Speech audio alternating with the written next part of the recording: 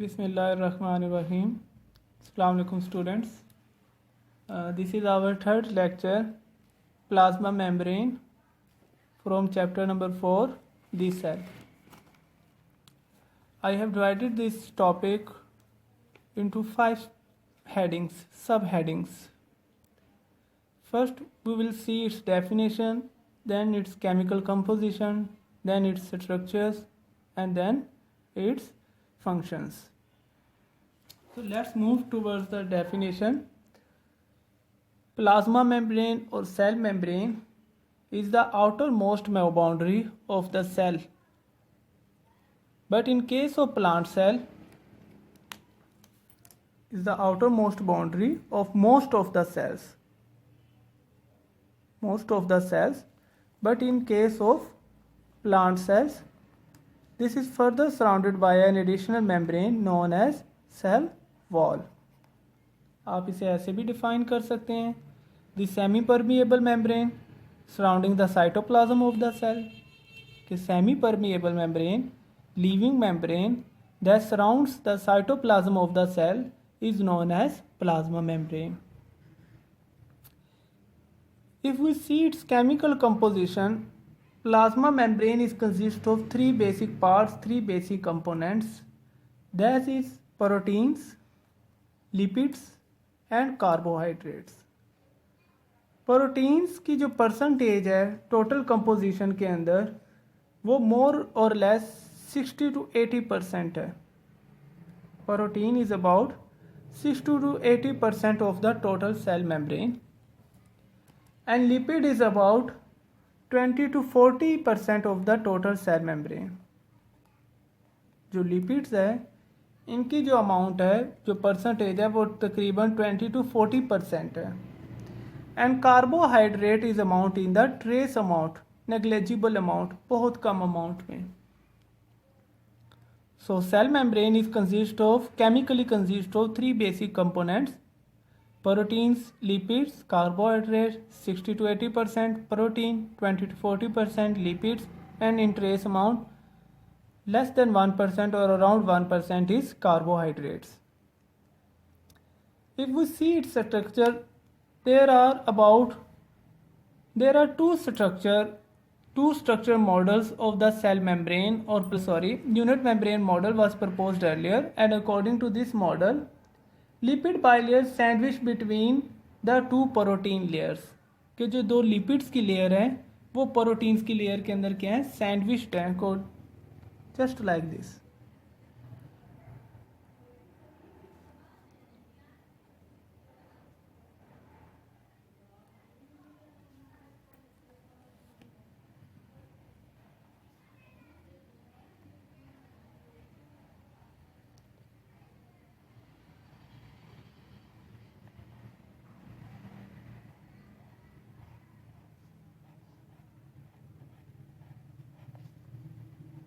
These are 2 lipid layers, lipid bilayer, 1 layer of lipids and this is second layer of lipid. Lipid bilayer is sandwiched between 2 protein layers और इसके गिर्द क्या है, proteins की layers हैं. Protein की layers यहाँ पे आ गई.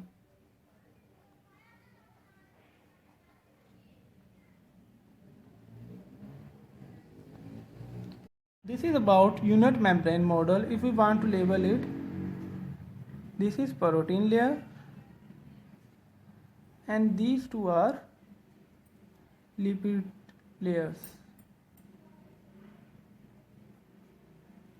and carbohydrate are present in negligible amount. ये just like this, इस तरह करके इनके ऊपर अटैच होते हैं कार्बोहाइड्रेट. यूनिट मेम्ब्रेन मॉडल दोबारा से डिफाइन करेंगे. लिपिड बाइलेयर 2 लिपिड्स की लेयर है, सैंडविच्ड दसी हुई है, पेस्ट हुई है बिटवीन 2 प्रोटीन लेयर्स और उनके अंदर क्या है, 2 प्रोटीन की लेयर्स हैं. This is unit membrane model. After that an advanced model was proposed and this model is known as fluid mosaic model. According to this model, the protein layers are not continuous. according to fluid mosaic model, the protein layers are not continuous, just like the unit membrane model, and lipid layers are also not continuous, just like the unit membrane model, but they are discontinuous. Unit membrane model, fluid mosaic model के according, the model is present in most acceptable one. This model is most acceptable one. According to this,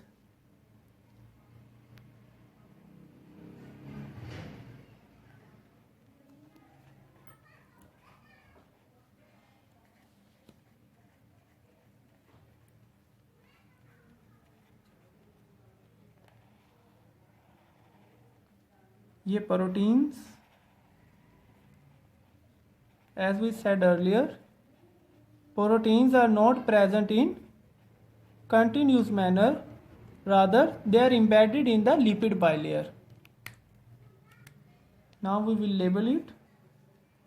This is lipid layer and this is the second lipid layer, first lipid layer and second lipid layer, but not continuous. They are interrupted by the proteins. Proteins are embedded between the lipid bilayer. So this model is known as fluid mosaic model. दोनों में difference आपके सामने वाजिया है. According to unit membrane model, there is a lipid bilayer और lipid bilayer क्या है? Continuous है. And lipid bilayer is sandwiched between the two proteins layer. और वो जो दो लिपिड्स की लेयर है वो किसके दरमियान में सैंडविच्ड हैं? किसके दरमियान में पेस्ट हुई हैं? बंद हैं प्रोटीन्स की layer. And both layers are in continuous manner. According to fluid mosaic model, there is also a lipid bilayer, but lipid bilayer is interrupted by the proteins layer. और वो जो lipids की layer है वो किससे interrupt हुई है? Proteins से. Proteins are embedded in the lipid bilayer in mosaic manner. In mosaic manner, थोड़े थोड़े तरतीब के साथ जो प्रोटीन्स की लेयर है वो लिपिड बाइलेयर के अंदर क्या है? Embedded है. So this is fluid mosaic model and this one is unit membrane model. These two model represents the structure composition, structure symmetry of the plasma. Now the most important part of this topic is functions of cell membrane. Cell membrane के functions. I have divided this paragraph, this topic into certain headings. So first function, first role is transport of material. Cell membrane का जो सबसे vital और सबसे significant role है वो है transport of material. Transport of material in a way, cell is a living structure and it also contains certain organelles, certain subcellular structures, and all those structures require some material, raw material to survive. Cell is a living body और कोई भी जो जानदार चीज़ है उसे survive करने के लिए सर्टन मटीरियल रिक्वायर्ड होता है, सर्टन न्यूट्रिएंट रिक्वायर्ड होते हैं for it survival. If they consume that nutrients, that material, they also produce raw material.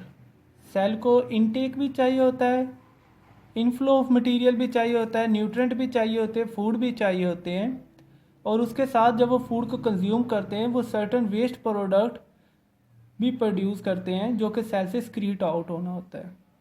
So cell needs a membrane that make it possible that allow the exchange of the material, जो कि इसके अंदर material के exchange को possible कर सके. Cell membrane is known as selectively permeable membrane. Cell membrane को हम कहते हैं selectively permeable membrane. Selectively permeable membrane. Semi permeable and selectively permeable both are correct.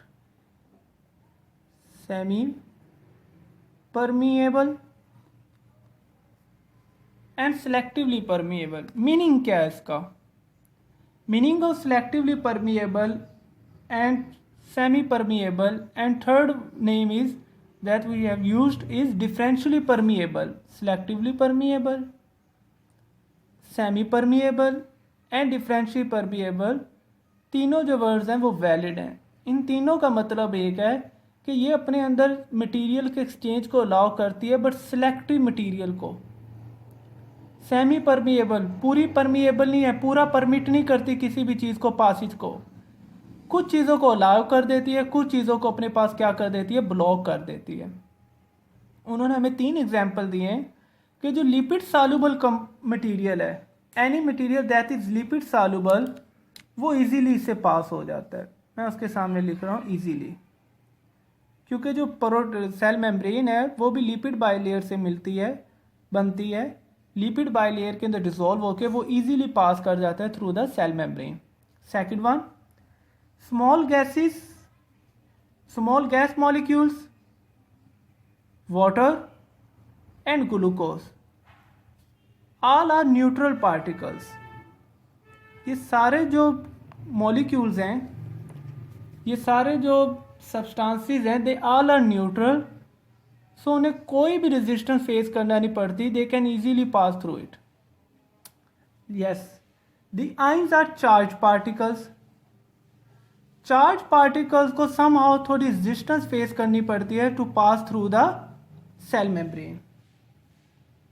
It regulates the flow of materials and ions to maintain the definite gradient. However, small gases, molecules, water, glucose, etc. being neutral can easily pass through the cell membrane. Ions being charged molecules, charged particles, ions जो हैं वो charged particles होते हैं, have some difficulty in crossing, उन्हें थोड़ी बहुत resistance face करनी पड़ती है to pass through the cell membrane. Second one is type of transport. There are basically 2 types of transport, active transport and passive transport. If material is move against the gradient, then this is known as active transport, against the gradient. If material move,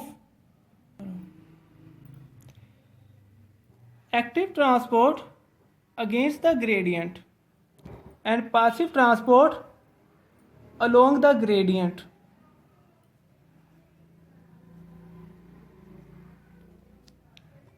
Active transport takes place with the expenditure और with the use of ATP. इसके अंदर हमें ATP की use होती है, ज़रूरत होती है। Passive transport takes place without the aid of ATP, इसके अंदर कोई एनर्जी हमें रिक्वायर्ड नहीं होती। एक्टिव ट्रांसपोर्ट, अगर आप चीज़ लो लेवल से हाई लेवल की तरफ लेके जा रहे हैं, low level to high level, then you must need ATP energy. If you want to flow the substance from high level to low level, then we do not need any energy in the form of ATP. The simple concept is this कि active transport के अंदर हमें energy required होती है क्योंकि हमें against the gradient जाना होता है, low level to high level.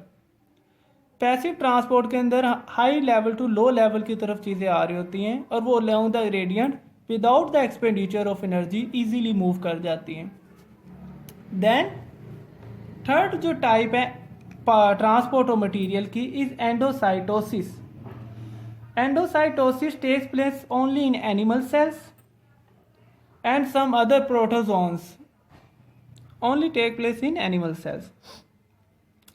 Endocytosis defined as the intake of substance by infolding of the cell membrane. Intake of any substance, intake of any substance by enfolding of cell membrane. Cell membrane को infold करके किसी भी चीज़ को intake करना, cell के अंदर transport करना, this is known as endocytosis and reverse process is known as exocytosis. Just like this is a cell and this is a material that wants to enter in the cell, and this is the second step। Cell membrane पे यहाँ पे pressure exert करेगा और cell membrane अंदर की तरफ क्या होगी, इन्वेजिनेट,